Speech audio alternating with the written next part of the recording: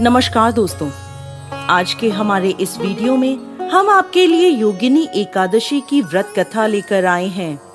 एक समय भगवान श्री कृष्ण और महाराज युधिष्ठिर के बीच एक अत्यंत महत्वपूर्ण संवाद हो रहा था। महाराज युधिष्ठिर ने भगवान श्री कृष्ण से पूछा, हे मधुसूदन, आपने मुझे ज्येष्ठ मास के शुक्ल पक्ष में आने वाली निर्जला एकादशी के विषय में बताया है। अब मैं आषाढ़ मास के कृष्ण पक्ष में आने वाली एकादशी के विषय में जानना चाहता हूँ। भगवान श्री कृष्ण ने उत्तर दिया, हे राजन, आषाढ़ मास के कृष्ण पक्ष में आने वाली एकादशी का नाम योगिनी एकादशी है। यह एकादशी बड़े से बड़े पापों को भी नष्ट करने की क्षमता रखती है। योगिनी एकादशी की व्रत कथा के अनुसार अलकापुरी के राजा कुबेर देवताओं के कोषाध्यक्ष थे। वह भोलेनाथ के परम भक्त थे।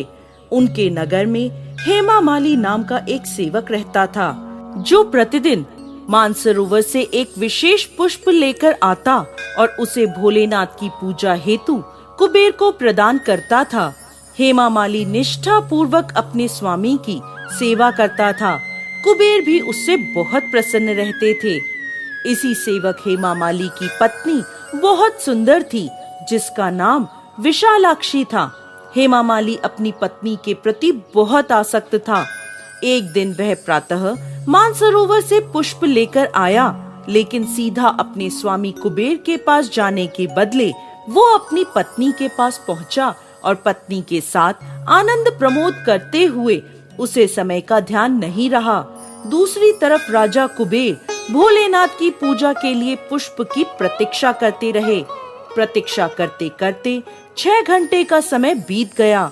बिना पुष्प पूजा न होने के कारण कुबेर क्रोधित हो गए और उसी क्षण उन्होंने सिपाहियों को हेमामाली का पता लगाने भेजा।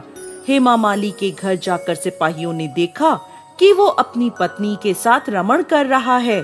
सिपाहियों ने यह सूचना तुरंत जाकर राजा कुबेर को दी। फिर क्या था, राजा कुबेर के धैर्य के सारे बांध टूट गए। दूसरी तरफ जब हेमामाली को समय का भान हुआ तो अपनी भूल का प्रायश्चित करने के लिए वो राजा कुबेर के पास पहुंच गया।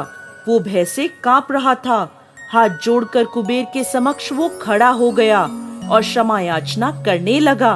लेकिन कुबेर अत्यंत रोष में बोले, हे मूर्ख, तू महापापी है।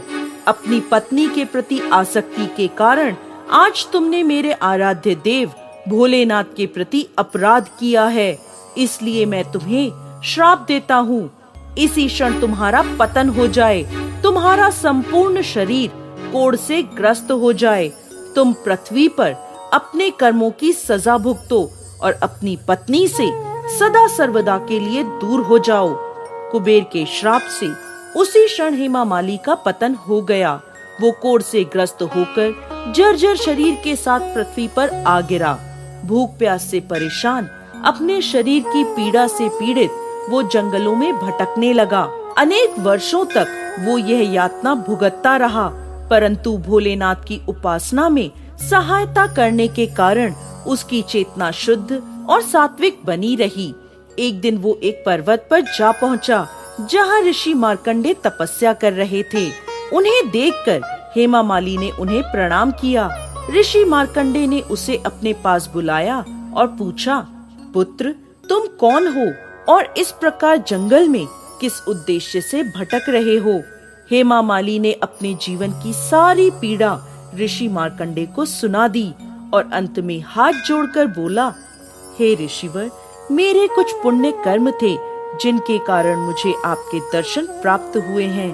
कृपा आप मुझे इस पाप से मुक्त होने का मार्ग दिखाएं। हेमामाली की प्रार्थना सुन ऋषि मार्कंडे बोले, आने वाले आषाढ़ मास के कृष्ण पक्ष में योगिनी एकादशी आएगी। तुम्हें इस एकादशी का श्रद्धा पूर्वक पालन करना है, जिसके प्रभाव से तुम सभी पापों से मुक्त हो जाओगे। हेमामाली ने योगिनी एकादशी के पालन का संकल्प लिया और वहां से चला गया। आषाढ़ मास में उसने योगिनी एकादशी का श्रद्धा और नियम पूर्वक पालन किया। व्रत के प्रभाव से उसका शरीर कोढ़ मुक्त हो गया और अपने पूर्व शरीर को प्राप्त करके वो अपनी नगरी अलकापुरी वापस लौट गया। आगे भगवान श्री कृष्ण कहते हैं, हे धर्मराज युधिष्ठिर, जो व्यक्ति योगिनी एकादशी के व्रत का पालन करता है उसे 88,000 ब्राह्मणों को भोजन कराने का पुण्य फल प्राप्त होता है। वो हर प्रकार के पापों से मुक्त हो जाता है और अंत में आध्यात्मिक लोक को प्राप्त करता है। जय श्री हरि विष्णु।